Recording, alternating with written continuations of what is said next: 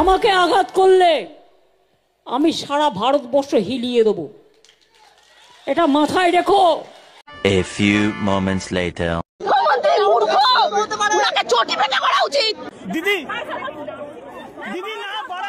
ভারত হেলাতে গিয়েছিলেন, পাবলিক হেলিয়ে দিয়েছে। গোটা দেশকে হেলাতে গিয়েছিলেন, বাংলার আম জনতা হেলিয়ে দিয়েছে মুখ্যমন্ত্রী মমতা বন্দ্যোপাধ্যায়কে। কি অভূতপূর্ব সমাপতন একবার দেখুন।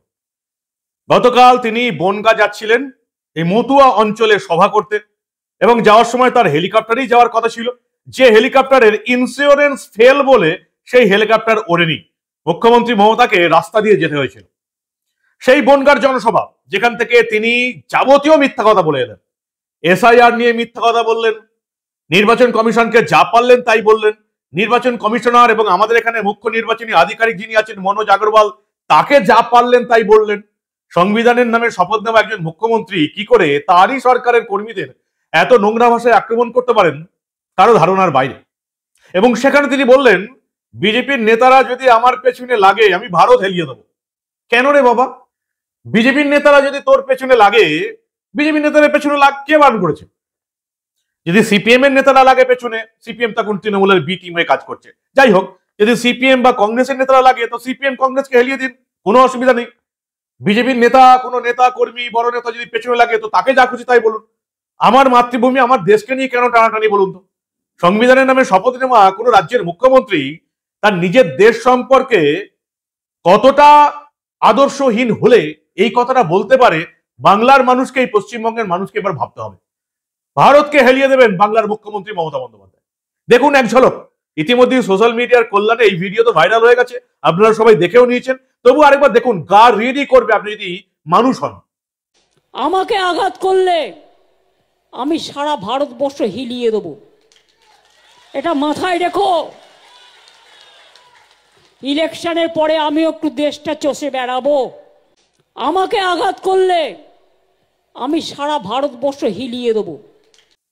ভারতকে হেলাতে এসেছিলেন বাংলার আম পাবলিক, বারাসতের জনতা কিছুক্ষণের মধ্যেই সেই মমতা বন্দ্যোপাধ্যায়কে হেলিয়ে দিয়েছে। বারাসতে কি হলো? চোখ চুরি হয়ে গেছে, মৃতদেহের চোখ চুরি। আর কি বাকি রইল বলুন তো? তৃণমূলের আমলে আর কি চুরি দেখবেন আপনারা? বালি চুরি, কয়লা চুরি, গরু চুরি, পুকুর চুরি, নদী চুরি, গরিব মানুষের কলপায়খানা আবাসন চুরি, শিক্ষকের চাকরি চুরি।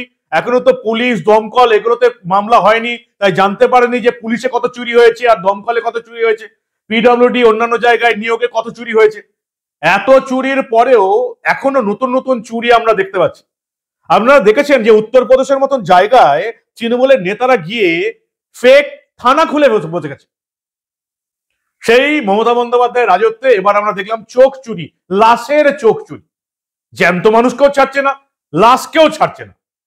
বারাসতের ঘটনা, বারাসত সুপার স্পেশালিটি হাসপাতাল, এখন তো সবই super speciality. Barasat medical college হাসপাতাল কর্তৃপক্ষ এই তাদের বিরুদ্ধে অভিযোগ যে একজন যুবক মারা গেছে প্রীতম ঘোষ বলে, বারাসত 1 নম্বর রেলগেটের কাজীপাড়া এলাকার বাসিন্দা। একটা দুর্ঘটনায় আহত হয়ে তিনি মারা যান, এবং তারপরে তার মৃতদেহ পোস্টমর্টমের পর যখন তারা আত্মীয় স্বজন মৃতদেহ পায় তখন দেখা যায় তার একটা চোখ খুবলে নিয়েছে। প্রথমে মেডিকেল কলেজ কর্তৃপক্ষ বারাসত বলল ইঁদুরে খেয়ে নিয়েছে, তারপরে সেই চোখের ছবি দেখা গেল এটা ইঁদুরে খাওয়ার ছবি একেবারেই নয়, অপারেশন করে চোখ তুলে নেওয়া হয়েছে। এবং ওই মৃতদেহ রাখা ছিল প্রায় ডিপ ফ্রিজে, সেখানে ইঁদুরের যাওয়া সম্ভব নয়। মুখ্যমন্ত্রী মমতা বন্দ্যোপাধ্যায় ফেরার সময়, এই যশোর রোড দিয়ে ফেরার সময় বিক্ষোভের মুখে পড়েই গেলেন। ভাগ্যে হেলিকপ্টার পাননি তিনি, কি সৌভাগ্য দেখুন। এটা হচ্ছে উপরওয়ালার মার। হেলিকপ্টার গেলে এই যশোর রোডের এই জ্যামে, এই বারাসত মেডিকেল কলেজে যে হাসপাতালে বিক্ষোভ চলছিল, এই জ্যামে মমতা বন্দ্যোপাধ্যায় ফাঁসতেন না, এবং বাংলার অধিকাংশ মিডিয়া এই ঘটনা চেপেও যেত। আপনারা জানতেও পারতেন না যে বারাসত মেডিকেল কলেজে মৃতদেহের চোখ তুলে নেওয়া হচ্ছে। যশোর রোডে এই বিক্ষোভে মমতা বন্দ্যোপাধ্যায় আটকে গেলেন। তারপরে কি হলো? 15 মিনিট আগে যিনি ভারতকে হেলিয়ে দেবার দাবি তুলেছিলেন, 15 মিনিটের মধ্যে তার কি অবস্থা হলো দেখুন আপনারা। আমাকে আঘাত করলে আমি সারা ভারতবর্ষ হিলিয়ে দেব। A few moments later.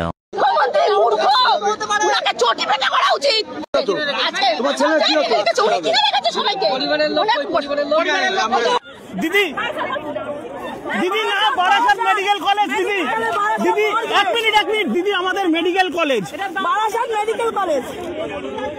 দিদি শুনেছে, দিদি দিদি আপনাকে তো অভিযোগ করলো একটা ফ্রিজের ব্যবস্থা নেই, এত বড় হসপিটাল বডি রাখার জন্য বরফ কিনে দিতে হয়। আমার ভাইয়ের কালকে সকাল 6:30 নাগাদ অ্যাক্সিডেন্ট হয়। অ্যাক্সিডেন্ট হওয়ার পর আমরা ওকে বারাসাত হসপিটালে নিয়ে আসতে রাস্তাতে এমার্জেন্সিতে ঢোকাতে গিয়ে ও এক্সপায়ার করে দেয়। তখন ওর চোখ তাকিয়ে ছিল, পুরো চোখ দুটো। কিন্তু কালকে আমরা বিভিন্ন ফর্মালিটির কারণে কালকে দেহটা নিতে পারিনি ওর। আজকে আমরা সমস্ত কিছু ঠিকঠাক করে যখন মর্গে এসেছি, আমার ভাইয়ের সব জমা দিয়ে আমাদের সকাল থেকে এখানে আমাদের লোক কালকের থেকে, তখন যে কোনো যদি ওর অসুবিধা হতো তখন তো ওরা আমাদের বলতো, ওরা আমাদের সেরকম কোনো কিছু বলেনি। এখন আমরা দেহ যখন আমাদের কাছে দিয়েছে, দিয়ে আমরা যখন নিতে যাবো তখন দেখি আমার ভাইয়ের একটা চোখ নেই। আমার ভাইয়ের চোখটা কোথায়? আমরা শাস্তি চাই। আমার ভাইয়ের দুটো চোখই ছিল, তার মধ্যে একটা চোখ কোথায় গেল আমার ভাইয়ের? এখানে ব্যবসা হচ্ছে, হ্যাঁ এখানে ব্যবসা। সকাল থেকে জানাতে পারতো, সকাল থেকে তো আমাদের কিচ্ছু বলেনি এই সমস্ত।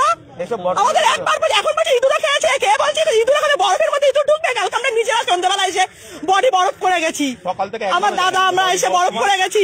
সকাল থেকে একবার আমাদের জানাইনি, সকাল থেকে একবারও জানাইনি আমাদের। কি মনে করছেন? কি মনে করছেন? চোখ কোথায় গেল? তাহলে কি এখানে ব্যবসা? অবশ্যই এখানে ব্যবসা চলছে, তো এখানে ব্যবসা চলছে। ঘটনা তদন্তের দায়িত্ব দিয়েছেন মুখ্যমন্ত্রী মমতা বন্দ্যোপাধ্যায়। কারা তদন্ত করবে? মমতার পুলিশ। তা মমতার পুলিশ যেমন তদন্ত করবে, যেমনটা মুখ্যমন্ত্রী মমতা বন্দ্যোপাধ্যায় চাইবেন। ফলে বারাসত মেডিকেল কলেজ হাসপাতালের কর্তৃপক্ষ বলে দিচ্ছে যে ইঁদুরে কুবলা নিয়েছে। 1 নম্বর তো ডিপ ফ্রিজারের মধ্যে ইঁদুর প্রবেশ করতে পারে না। 2 নম্বর হচ্ছে ছবি যেটা দেখা যাচ্ছে তাতে এটা ইঁদুরের কুবলানো নয়, পরিষ্কার অপারেশন করে চোখ তুলে নেওয়া হয়েছে। অর্থাৎ চোখ চোর। এত কিছু চুরির কথা শুনেছেন তৃণমূলের আমলে, এবার লাশের চোখ চুরিতেও মমতা বন্দ্যোপাধ্যায় রাজ্যের নাম জড়িয়ে গেল। কি অবিশ্বাস্য ঘটনা দেখুন একবার। মমতা বন্দ্যোপাধ্যায় তদন্তের নির্দেশ দিয়েছেন এবং বুঝে গেছেন যে হইচই হবে, তাই মৃতার মাকে সরকারি চাকরি দেবেন বলে ঘোষণা করে দিয়েছেন মমতা বন্দ্যোপাধ্যায়। আরজি করে যখন হইচই হলো, মৃতার পরিবারকে 10 লক্ষ টাকা দিতে চেয়েছিলেন। আর এবারে হইচই হচ্ছে বারাসাতে এই প্রীতম ঘোষ, যার নাকি মৃতদেহের চোখ কুবলা নিয়েছে, তার মাকেও চাকরির আশ্বাস দিয়েছিলেন। চাকরির আশ্বাস দিয়ে, টাকা পয়সার আশ্বাস দিয়ে এই বাংলার মানুষের মুখ কি আর কি বন্ধ করা যাবে মমতা বন্দ্যোপাধ্যায়? এই হচ্ছে তৃণমূল আমলের অবস্থা। সরকারি হাসপাতালে ইঁদুরে মৃতদেহের চোখ কুবলে নিয়ে নাকি চলে যাচ্ছে, যদিও পরে পরিষ্কার প্রমাণ হয়ে যাচ্ছে এটা চোখ চুরি হয়েছে। সরকারি হাসপাতালে লাশের চোখ চুরি হয়ে যাচ্ছে, যেখানকার স্বাস্থ্যমন্ত্রী হচ্ছেন মমতা বন্দ্যোপাধ্যায়, মুখ্যমন্ত্রী হচ্ছেন মমতা বন্দ্যোপাধ্যায়। কি বলবেন আপনারা? ভারতকে হেলাতে গিয়েছিলেন, বারাসতের কিছু আমজনতা মমতাকে হেলিয়ে দিয়েছে। আপনাদের মূল্যবান এবং গুরুত্বপূর্ণ মতামত জানান দা নিউজ বাংলার কমেন্ট সেকশনে। দেখতে থাকুন দা নিউজ বাংলা। আমরা আবার এই রাজ্যে ঘটে যাওয়া এই ধরনের অনেক গুরুত্বপূর্ণ খবরই চেপে রাখতে দেব না। আমাকে আঘাত করলে আমি সারা ভারতবর্ষ হিলিয়ে দেব, এটা মাথায় রেখো। A few moments later. চটি পেটা করা উচিত।